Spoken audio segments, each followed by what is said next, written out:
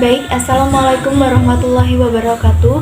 Perkenalkan, nama saya Ratna Tiarasani dengan NIM A1A1210080, Prodi Pendidikan Ekonomi, Fakultas Keguruan dan Ilmu Pendidikan, kelas R002-B. Baiklah, di sini saya akan menjelaskan tentang satu kasus contoh mengenai hakikat manusia dan pengembangannya. Temanya di sini saya mengambil salah satu contoh, yaitu wujud dari sifat hakikat manusia dengan judul tanggung jawab dan kewajiban mahasiswa sebagai wujud hakikat manusia. Baiklah, memasuki dunia perkuliahan dan menyandang status mahasiswa merupakan pencapaian yang berharga bagi seorang siswa. Maka dari itu, mahasiswa harus diharapkan mampu mengubah kebiasaan lama menjadi siswa dan mampu beradaptasi dengan dunia perkuliahan. Sebab kerap kali sikap siswa masih terbawa saat fase awal sebagai seorang mahasiswa, padahal tanggung jawab seorang siswa dengan mahasiswa itu sangat berbeda. Saat menjadi siswa, guru lebih berperan dalam proses pembelajaran, sedangkan dalam dunia perkuliahan, mahasiswa dituntut untuk bersikap lebih aktif, mencari materi di luar teori yang diberikan dosen. Mahasiswa bebas mengatur jadwal kuliah sebagai wujud hakikat manusia. Mahasiswa harus mandiri untuk mengatur kegiatan di dalam maupun di luar kampus, waktu istirahat, mengerjakan tugas, dan sebagainya. Pada kasus ini, mahasiswa mempunyai kewajiban, yakni memiliki tugas. Dosen akan mengejar mahasiswa yang tidak mengerjakan tugas. Adapun Rizky merupakan startup yang membantu mahasiswa dalam mengenali minat, kemampuan, dan karakter diri. Pria yang kerap disapa Rizky ini menjelaskan siswa masih berada di tahap perkembangannya.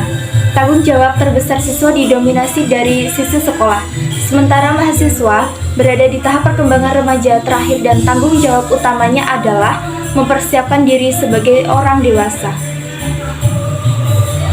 Rizky berkata, sebagai wujud hakikat manusia, dalam hal ini usia dewasa menuntut seorang mahasiswa untuk lebih independen, tahu apa yang harus ia lakukan. Mahasiswa dituntut mengembangkan skillnya.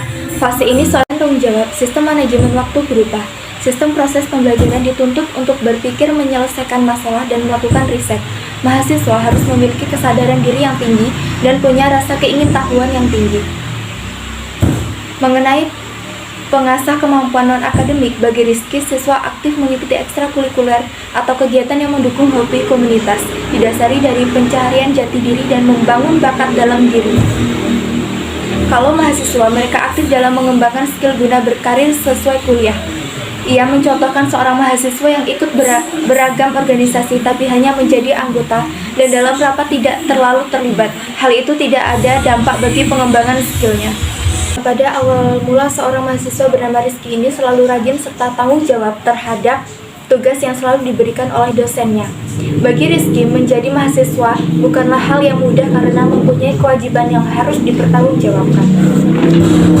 Bagi Rizky, tanggung jawab menjadi seorang mahasiswa dapat menentukan keberhasilan nantinya.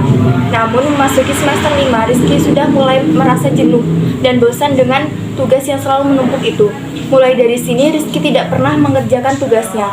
Bahkan untuk menghilangkan rasa kejenuhannya, ia pergi liburan dan cuek akan kewajibannya menjadi seorang mahasiswa. Sebagai manusia yang mempunyai tanggung jawab dan kewajiban, hal ini sangat bertentangan. Karena pada hakikatnya manusia memiliki ciri-ciri dan karakteristik yang berbeda dengan hewan. Tanggung jawab merupakan wujud hakikat dari manusia.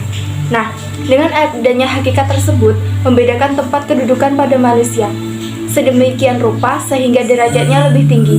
Dapat disimpulkan dari kasus di atas bahwa menjadi seorang mahasiswa harus disertai dengan rasa tanggung jawab, melaksanakan kewajiban, mempunyai rasa ingin tahu yang tinggi yang sama sesuai dengan wujud hakikat manusia yang dapat membedakan dengan hewan, di mana manusia mempunyai derajat yang lebih tinggi daripada hewan. Baiklah, terima kasih. Itulah mengenai kasus materi hakikat manusia dan pengembangannya. Kurang dan mohonnya saya mohon maaf. Saya akhiri, wassalamualaikum warahmatullahi wabarakatuh.